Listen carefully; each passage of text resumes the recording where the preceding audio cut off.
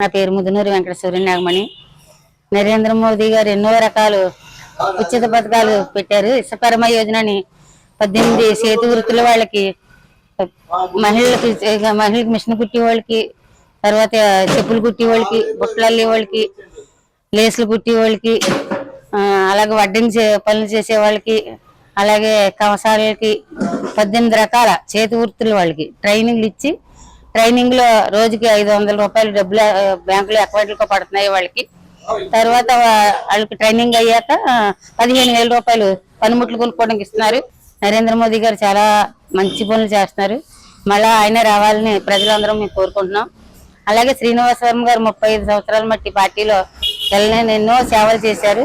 మా అందరికీ కూడా చాలా ఆనందదాయకం. అత్యంత మెజార్టీతో శ్రీనివాస వర్మ గారు గెలుస్తారని మేము భగవంతుడిని ప్రార్థిస్తున్నాం.